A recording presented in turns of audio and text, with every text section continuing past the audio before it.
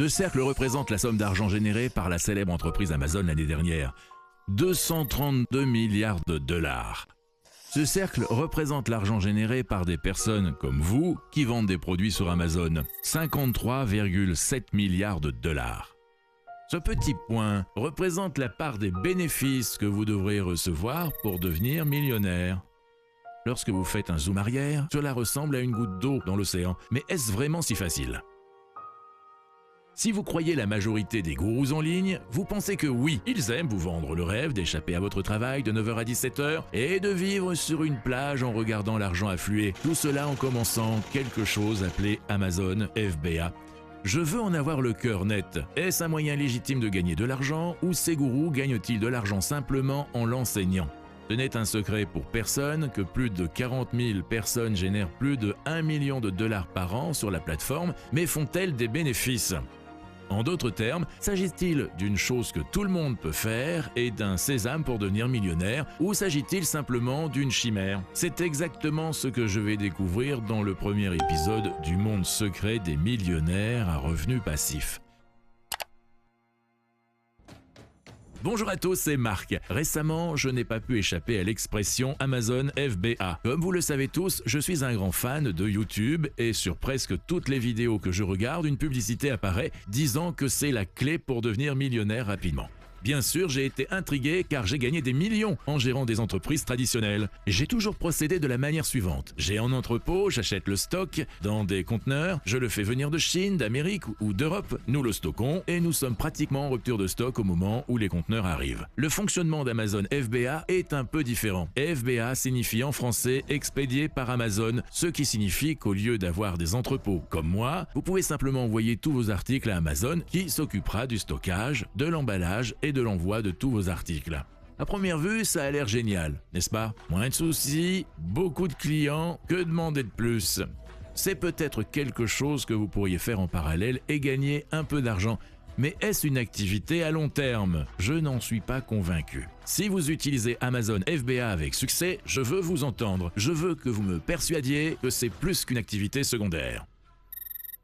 Marc, j'accepte votre offre. Je vais vous montrer comment ces entreprises cartonnent et peuvent rester durables. Comme vous le voyez, nous ne jouons pas avec le stock. Voici ce qui me préoccupe. Imaginez-les comme des quilles de bowling. Pour que je change d'avis, il va falloir les faire tomber. Le premier problème est celui des coûts de démarrage. N'importe qui peut-il réellement démarrer cette activité ou faut-il disposer d'une énorme quantité d'argent pour acheter des produits et les tester ? Deuxièmement, il y a la sursaturation et la concurrence. Peut-on vraiment être rentable de nos jours ? D'une part, la plateforme est énorme et d'autre part, des millions de personnes vendent des produits similaires sur Amazon. Le troisième point est de trouver un produit gagnant qui se vend bien. Il est vraiment difficile de trouver la pépite et le produit qui vous fera gagner des millions car beaucoup d'autres personnes sont à la recherche de ce qui se fait de mieux. Le quatrième point est la quantité d'argent qu'Amazon prend. Comme ils envoient toutes les commandes pour vous, j'imagine qu'ils prennent une part assez importante des bénéfices. Je n'ai pas cette dépense, donc j'aimerais savoir si c'est un problème. Le cinquième point est de choisir de mauvais produits. Mon pire cauchemar serait de stocker beaucoup de produits dans l'entrepôt d'Amazon et de ne pas pouvoir vendre le stock.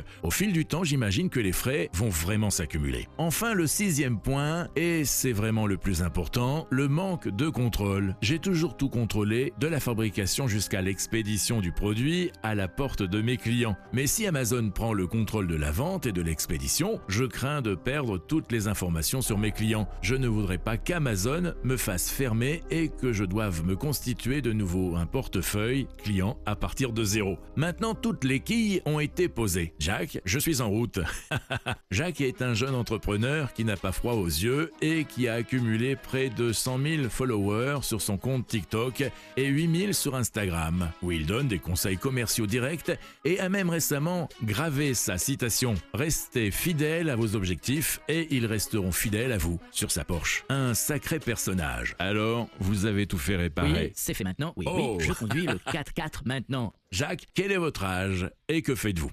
J'ai donc 19 ans. Je suis un jeune de 19 ans et je fais de l'Amazon FBA. C'est une activité dans laquelle n'importe quel débutant peut entrer, c'est possible. Vous n'avez pas besoin de beaucoup d'argent pour cela. Et les chiffres que vous pouvez construire avec beaucoup d'efforts et de détermination sont très impressionnants. Qu'est-ce qui a poussé quelqu'un de votre âge à se lancer dans ce domaine et à devenir entrepreneur? J'ai essayé le temps plein, mais ce n'était pas pour moi. Beaucoup sont très forts pour cela. Mais je ne rentre pas dans le moule. Les gens croient fermement que pour devenir riche, il faut travailler et économiser pour la retraite. Oui. À 60 ans, vous aurez 1 million de livres.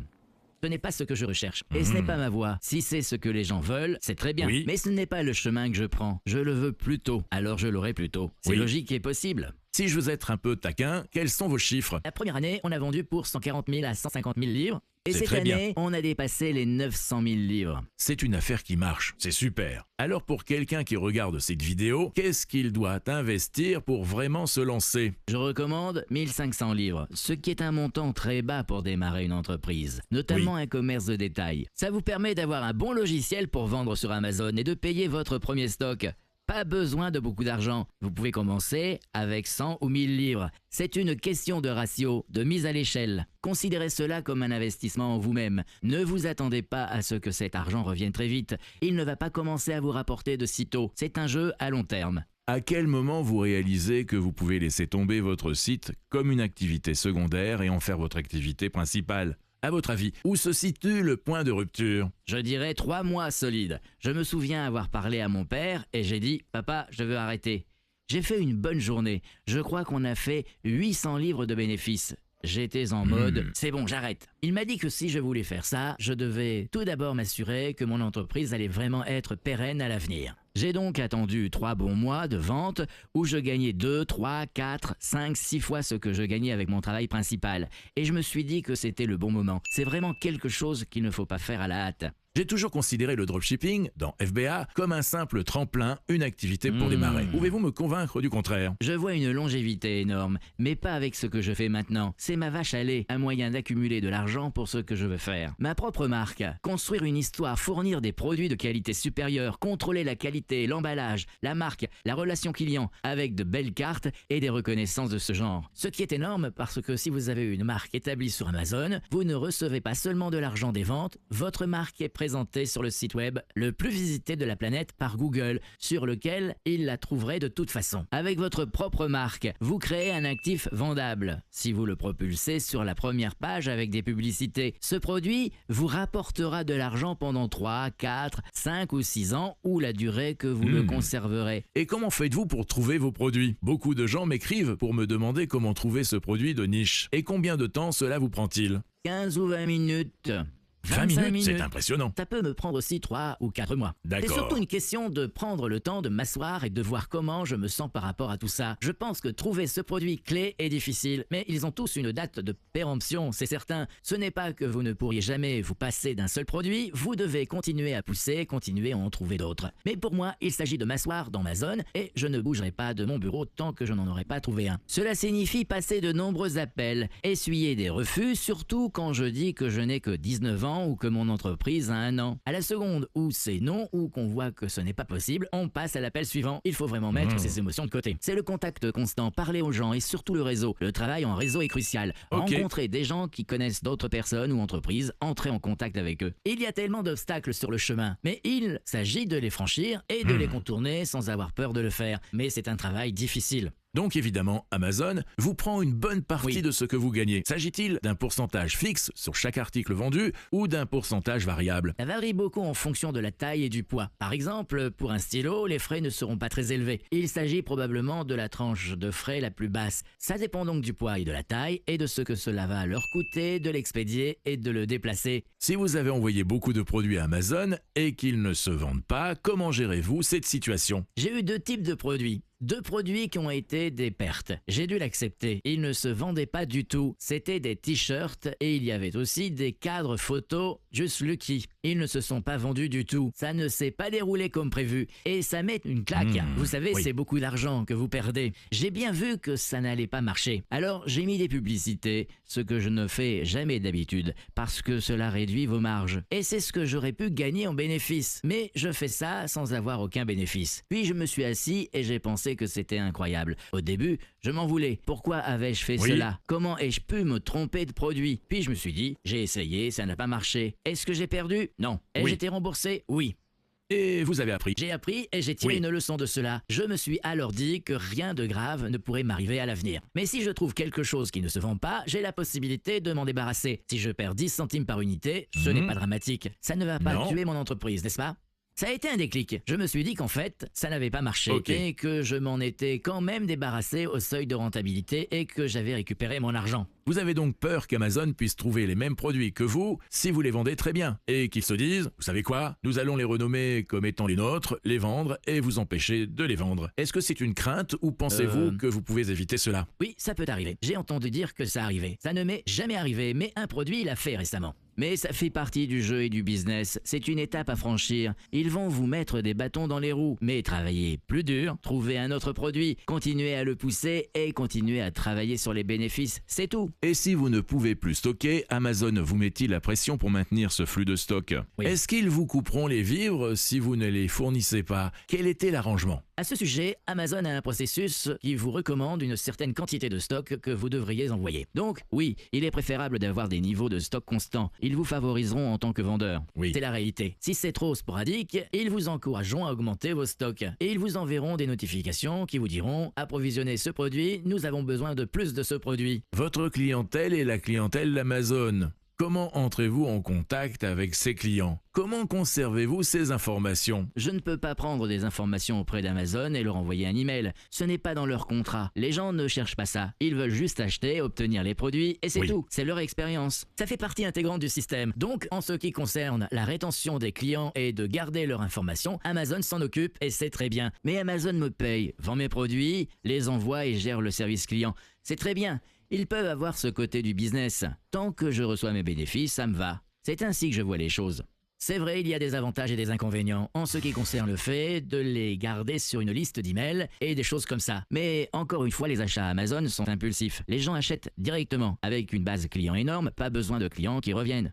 Avez-vous suivi un cours ou avez-vous appris par expérience? J'ai appris par expérience et quelques pertes. L'école des coups durs. Oui, c'est tout à fait ça. Mes premières expéditions, c'était beaucoup, c'était énorme. Mais c'était en fait une perte totale. J'utilisais mon propre argent, de mes économies personnelles. J'ai perdu quelque chose comme 2000 ou 3000 livres. C'était assez brutal. Mais encore une fois, je payais pour ces leçons. J'aurais pu acheter un cours pour 500 livres, ce qui m'aurait probablement permis d'économiser ces 2500 ou 3000 livres, peu importe. Donc ce que je veux dire, c'est que je n'ai pas pris de cours. J'ai foncé tête baissée, sans prendre de recul. C'est l'une de mes plus grandes forces, mais aussi l'une de mes plus grandes faiblesses, parce que je me lance, je fonce et j'apprends vite. Et comme vous pouvez le voir, il est évident que vous pouvez commettre des erreurs dont vous tirez des leçons. Vous commencez à me convaincre. Quel est donc l'avenir de Jack?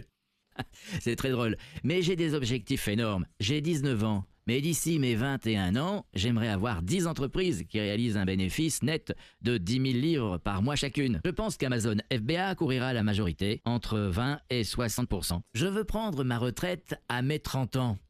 Quand je dis retraite, physiquement, je n'ai pas l'obligation de me lever et de gagner plus d'argent, de travailler et d'aller de l'avant. Chercher des produits demande beaucoup de travail, beaucoup de longues journées, de journées creuses, beaucoup de rejets. Amazon FBA, c'est une question de priorité, mais vous faites cela pour l'argent à long terme. C'est pourquoi tout le monde se lance dans les affaires, pas pour le plaisir. Pour réussir du jour au lendemain, il faut quelques mois de travail. Il faut quelques mois de travail avant de commencer à faire des bénéfices. Je ne considère pas cela comme un succès. Si vous considérez que le succès consiste à gagner 100 ou 200 livres par mois, c'est ok. Pour moi, le succès, ce sont les gros chiffres. Mais il faut être patient. Mes chiffres actuels comptent peu. Je vise les millions, les nombres à 7 chiffres sur mon compte. C'est ça le succès pour moi. Et ça ne viendra pas avant. J'imagine 2 ou 3 ans. Jack a-t-il changé mon opinion?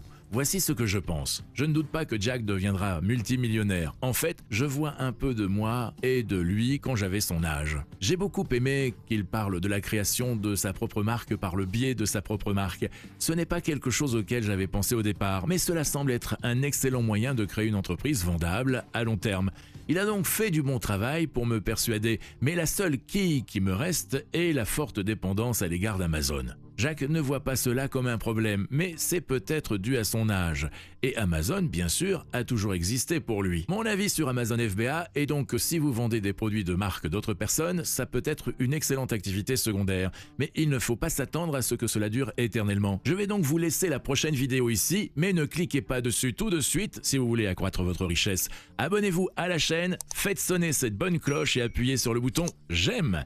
Laissez un commentaire sur ce que vous voulez voir dans les prochains millionnaires à revenus passifs. À tout de suite!